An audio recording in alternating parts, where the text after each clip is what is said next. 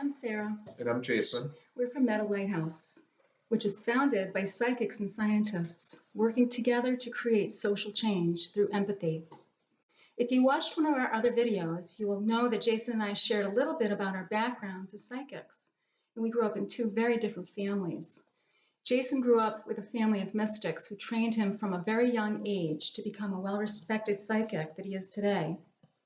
I come from a Christian family and didn't understand my gifts at all, or why I was having extraordinary experiences until I had a tarot reading with Jason in 2012.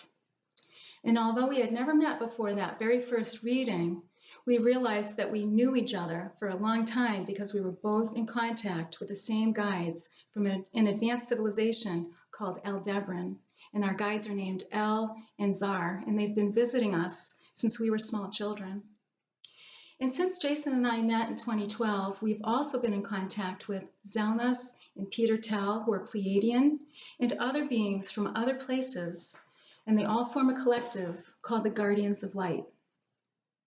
Like humans, these races of beings are different from one another and traditionally don't see eye to eye until they realized that humanity was in trouble. They knew that if they didn't join forces, not one of them on their own could help stop the self-imposed calamities that would destroy all life as we know it on planet Earth. Humanity is in trouble, but it is up to us to fix it on our own. And like the Guardians, coming together as one collective of humans is the only way to do it successfully. Jane from New York, and she says that she's been following different channelers such as Cryon, and he talks a lot about Ascension and DNA activation. And she's wondering, do our guides talk about DNA activation and Ascension? She only hears us talking about evolution. Well, our guides do talk about these things, but they deliver it in a way that's a little different. DNA activation and DNA stimulation are two different things. The activation part comes after the stimulation part. And what she revealed to us is channelers such as Cryon and what was the other one? Abraham Hicks and various other modalities of channeling and information. It's just that. To my knowledge, Cryon works with Pleiadian beings, and Pleiadians, although have a wonderful interest in growth from consciousness and utilizing DNA stimulation to produce growth, it all goes to evolution. Our guides talk about evolution in reference instead of ascension, and it's basically a similar kind of thing. She told us to look at it this way. Those that are from the informational age, they've brought us to a level where now we're at an action age. We're coming out of information age. The internet, the various channelers prior to 2012 and beyond have been information age. DNA activation and ascension. What is ascension? For us, it's evolution. Now, if you look at the word ascension, those would be people trying to ascend maybe off planet, How about out of human condition? And so when you die, you ascend. Yeah. In our guides, although do teach about ascension and the process therefore, to get to ascension, to fully be able to exit out of the karmic restrictions placed in this place, it would take a point of evolution. And what is evolution? Evolution is not a going from a monkey to a man. Evolution has to do with consciousness and also the evidence of consciousness growth. Sometimes in history, we've had points of evolution, going from horse and buggy to car, going from car to plane. These are various examples that we are evolving as a species. but it usually follows consciousness.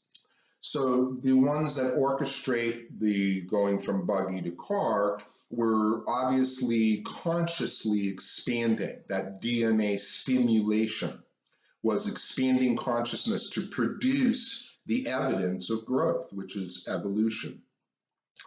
For example, where are we now in evolution? What would translate to evolution in 2020?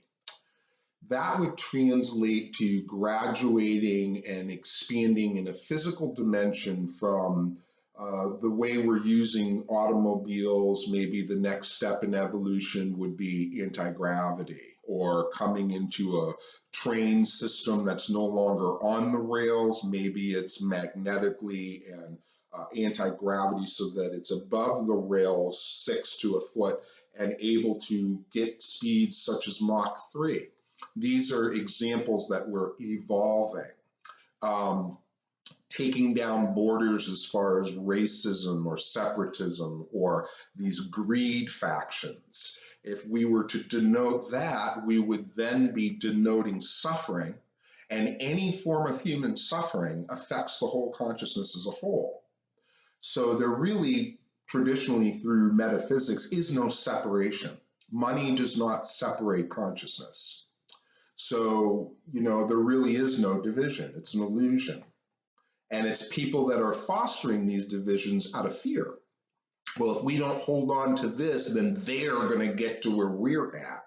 If I don't hold on to this oil regime, then, So what it's saying is in evolution, it's denoting frequency of fear, fostering frequencies of love, and that creates social change, and the evolution is the constructs that we build. So any being from any civilization can find out where we are as a species by looking at the evidence of what we've created. If we're still cutting people open with scalpels, if we're still, having all these wires everywhere, we can't seem to progress out of fiber optics and wires. 5D, are those the only options? No. But so that's 5G. 5G. All these frequencies. I mean, so I don't know. That just reminds me when you said 5D. A lot of people talk about 5D and ascension and DNA activation. You were talking about evolution being more practical, about changes with different systems on the planet that would help us evolve from transportation to healthcare. So what will you say to the viewers about ascension and DNA activation? Is that something that we should even be thinking about when there is suffering on the planet? Well, it's a little premature. It's definitely stuff to consider and think about, but at a time period where we've evolved a little more out of where we are as a species. And when you look around and you see people, say, building rockets or trying to leave this place or talking about Mars or terraforming another planet, it's almost folly in the eyes of these beings. Here we are on a beautiful planet. We have the most awesome ecological system. I know people talk about, global warming and all this stuff, but the bottom line is this is a very beautiful planet. There's really no reason to try to colonize or go somewhere else when we haven't fixed the place we're at. So ascension and evolution should be fixated towards where we are as a species. One of the secrets that Elle told us was the key to universal galactic space travel for our race and being able to go to multiple places basically is hinged on evolution. The more that we're showing as a species of growth, growing out of isms and hatred and greed, those are the components that bring all the keys to the universe right into our hands. Why would we try to get to Mars when there's children suffering on this planet today? Why would you colonize somewhere else when this place needs so much work? So that's the difference when we talk about evolution. It's fixing where we are. The resources it takes to build a rocket and send it up into the stratosphere, the dollars and cents of that, could already have transformed some of this place to be better. We could have already graduated out of these isms. And the main message was, so long as there's one child suffering in the sense of pain and suffering, when there doesn't need to be, that's the whole spoof of the whole thing. As long as there's children suffering, man or woman, then there's harmonics and frequencies going out into the universal plate of consciousness that impedes our growth to evolution. Why does it take 100 years to go from horse and buggy to a car when that's something that could take 20 years or even 10 or even 5, depending on consciousness? So Ascension, DNA activation, these things, although have creed, were premature. DNA activation and DNA stimulation are two different things. DNA activation is teaming up with advanced ET technology that can help activate the DNA so that you can fight disease, live longer, and prosper. We were told that it's not a big deal for humans to figure out certain attributes of the genetic code to be able to extend the human life to start 20 years, bring it up to 40. But we were designed to live hundreds of years. We were designed to live very old, but that takes DNA activation through technology. There's no way that you can sit up on a hill and own yourself to live longer. It doesn't happen. Now the stimulation, and if it does, show me one person. The stimulation leads to activation, but activation takes support from other races that are far more advanced than us. And that's what's going on. We're trying to work with guides to help us to get that point. So this next question will give some credence to our guides, and that's why I chose it. It's from Emily in Massachusetts. She says, I've noticed that you use the Vrill symbol on your videos. I've heard that the Vrill Society worked with Hitler during World War II. Is it true that Maria Orsic was from Aldebaran, and why did she try to help Hitler create a spacecraft? Well, it's a really complex and very good question, and I'm going to do my best to answer this question. Maria Orsic, she was actually a very advanced psychic.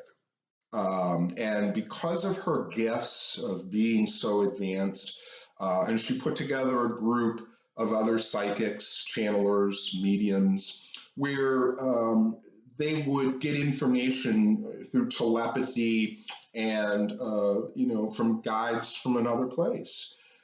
Because of her psychic ability, put her in the forefront of being contacted. Gone are the days where these guides would contact the government or contact military or, other people. They realized that, they like to contact people that can actually hear them and understand them and sometimes see them. So she was one of those people, very gifted, very psychic, and just happened to be born in a time period and in a location where the world was going through changes. So the disinformation is that she worked directly with Hitler or that she was advising them on how to build spacecraft. The truth of the matter is she was working with these guides from Aldebaran. She was learning about spacecraft. She was learning about mind, body, spirit curriculum. And but they also had no finances, which was a typical thing of channelers and readers. So she was in contact from these guides from Aldebaran that, of course, Aldebaran brings in solutions. Guides from Aldebaran don't just bring talk of channeling. They don't just bring, they know that evolution cannot really happen full-heartedly with just one component of metaphysical channeling or information. Information is just information. They also bring technology. So what they were doing with her was working with her and offering her different kinds of solutions to the world that plagued them. And it happened to be going on at a time when Hitler was gaining traction and Germany was going through its challenges, and they were trying to liberate themselves off of fossil fuels and being in control of other countries. Because of Hitler's fascination for metaphysics and looking for secrets to try to help him win, he also started going after certain secret societies, from Masons to a bunch of people. And while he was going through this tyrant to gather information to help his cause, he came across the Vrill Society, and he came across these psychics. And he looked through, confiscated certain things. It wasn't that Maria joined them. They were like everybody else, rounded up. But when Hitler saw, or his people saw the information, the data that these people were working with, and they realized that there's real science here, that they have something, they, instead of dismantling them, they allowed them to kind of do what they were doing, right? But they confiscated a lot of their information, which was the scholastics to spacecraft, because Aldebaran was working with Maria on how to fly spacecraft or even come into those understandings. So there's a disconnect here. They took a good thing. This is how good things can go bad when you have someone so bent. And there was a point in time where Hitler had come into these positive things, but he chose in the end to work with a group of ETs that were kind of like himself in the sense of serving self and all those things. So in the end, he did not work with Aldebaran. He chose to work with other beings and used some of the scholastics from the Aldebaran teachings to put into his own teachings, because the other race he was working with also didn't have all the technologies and things they needed. So it was kind of stealing in its outright. Do we know what happened to Maria? Because I think she disappeared. Maria was successful in vacating the place through intervention with beings from Aldebaran. And there were other psychics with her that were able to reach Aldebaran. And they've built a wormhole that comes from Aldebaran, or they didn't build it, but there's space travel to come from Aldebaran to here. And the symbol that you see, the Vrill symbol, there's a lot of disinformation about Vrill and what that means. There's people that consistently put out disinformation to confuse people. But the Vrill symbol, when you look at it, it reveals the V is the formulation of stars in that solar system or that region, which is the upper heavens. We're in the lower. And the Earth and Aldebaran, there's a planet out there. There's two actually that are near the sun, but there's one planet that is very similar to ours. And what they look like, very similar to us. It's basically here, but there, super advanced, super in the future. They've already accomplished all of these things. So when you look at the Vrill symbol, the V formulates the location of the upper heaven, but the line coming down is the wormhole or space travel to the lower heaven, which is Earth. Earth is the mirror of that planet. And so what they've done through history is try to help us transform or do landscaping or evolve. So they're more like the goddess planet, and we're the child, or the mother and child. So they have a lot of interest in humanity and want to help. And the technology is a solution combined with the spiritual teachings. So thank you for that, Jason. I'm sure we'll talk about that in more detail in future broadcasts. Well, I just want to make one more point before we get out of that about spirituality, that spirituality on its own does not equal evolution or progress. Spirituality, I mean, there's plenty of faiths in the world that are reading texts from 2,000 years ago, and you have to ask yourself, does spirituality alone equal evolution? And the answer clearly, with the evidence of where we are from every text, not just Judeo or Christian, round them up all over the world, look at all these texts, the people that are still reading them, has there been any growth and evolution related to the text? And the answer is no. So all they're addressing is spiritual ideology.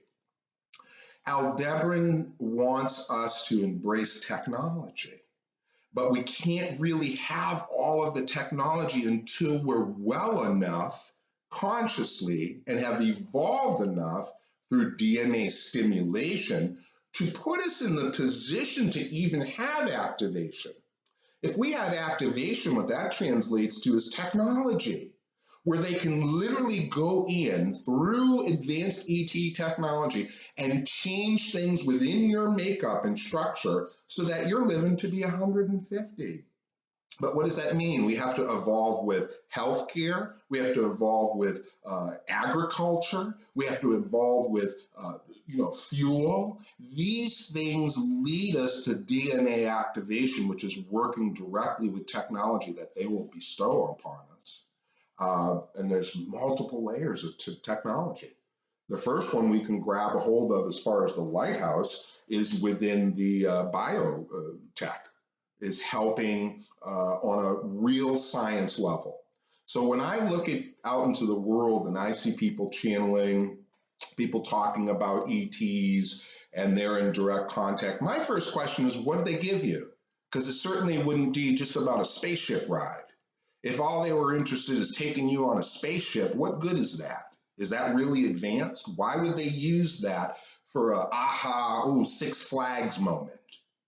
And the other question is, why would they just give you a bunch of spiritual ideology? Because spiritual ideology, although it might work for a few, it doesn't work for everyone. So I question sometimes the authenticity of the beings that they're working with, because I look for the evidence of, look, if you can travel from Aldebaran or the Pleiades or any of these other places, that tells me that you have real technology, that you can really help the planet. And so you hear people going for rides. What is that? That does nothing. I can get that at Six Flags. So, when they start to bestow technology and give you real science, that's when you have the evidence that, wait a minute, maybe they are in touch with extraterrestrial life form. Because they're not just talking about, activating your centers through chakra and meditating and banging on gongs and cymbals. Those things don't do it. They soothe, they don't shift. They comfort, they provide peace, but not action. So there's a difference between stimulation DNA and activation DNA. And if you look at our design, why do we live so young? Why at 80 we're already out of here? It's because the DNA activation was reversed for us. So there was manipulation in the past, but that's DNA activation to the negative. So we're trying to reach a species of growth where we can denote suffering, fill in the blanks so that the beings really can help us, activate our DNA. I think a lot of people have been bamboozled into believing that there is no evil on the planet. I mean, we've talked to a lot of people in the spiritual communities, and they don't even want to talk about the fact that this place is run by Satanists. They don't want to listen to it. So that's why I think they think, Ascension and DNA activation, it's so wonderful, it's all goodness. They also don't believe in dualism, so it's a certain mindset that we've had trouble reaching. Well, I'll clarify a little bit about non-duality. Non-duality are real, but in places far from here. These are the upper heavens. These are other civilizations that are categorized as a type 3 civilization, a type 4 civilization. We're not even a type 1. And it's folly for someone to look out into the world and see the contrasts of suffering and haves and have-nots and isms and hatred and anger and all these little pockets to say that we're non-dualistic. We have the sun and the moon. We have up and we have down.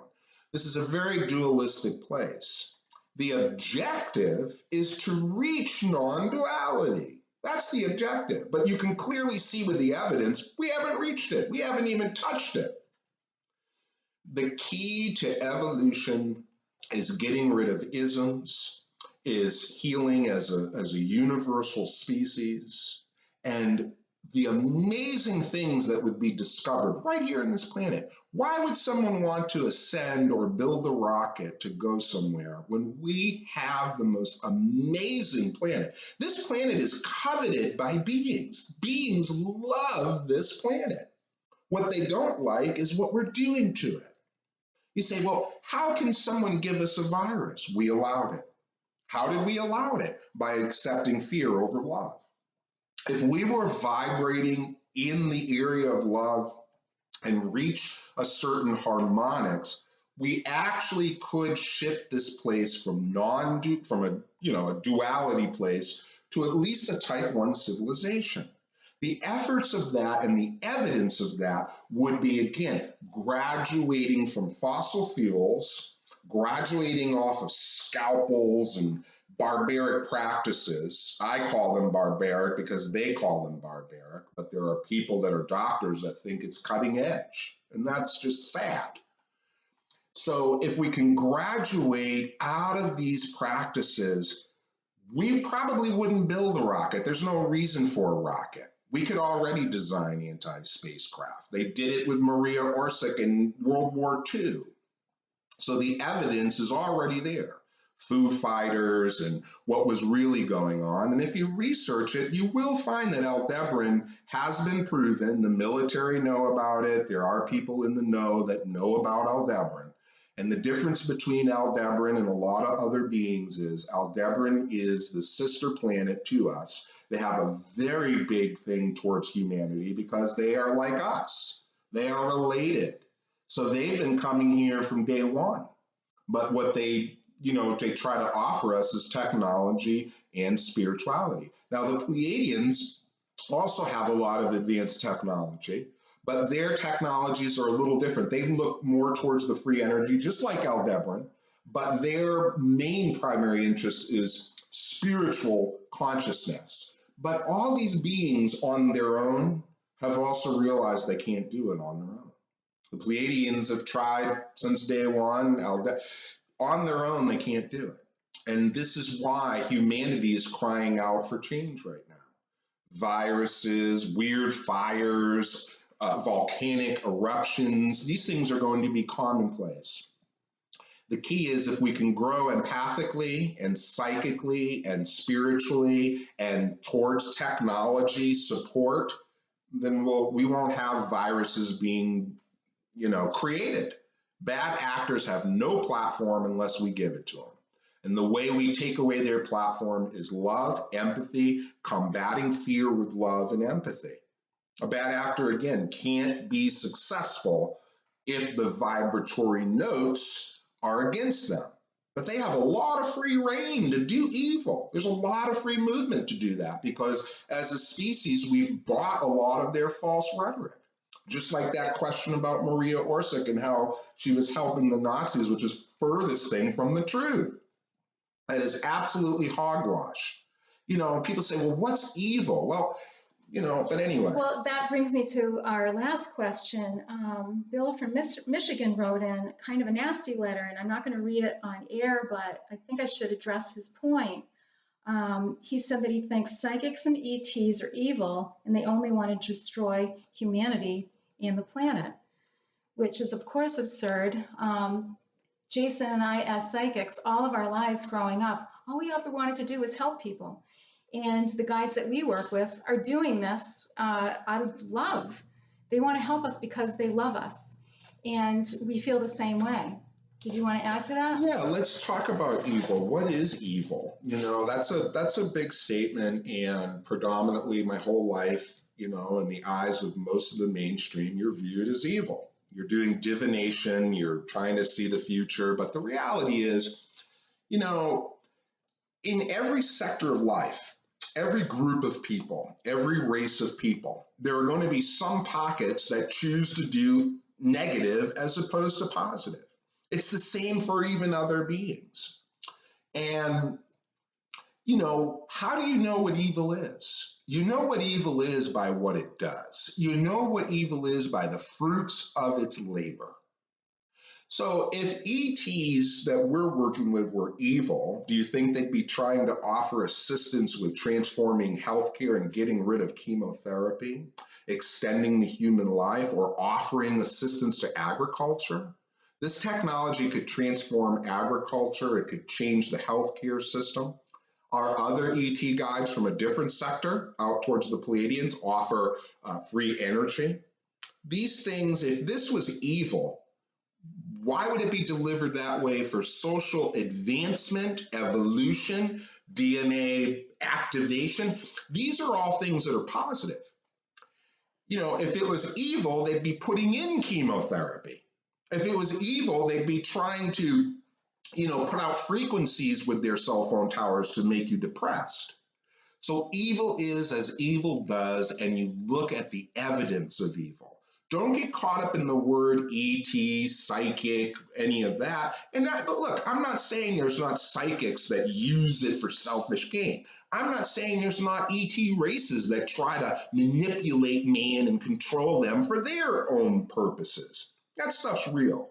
But by and large, most ETs are not evil. If they were evil, they would have.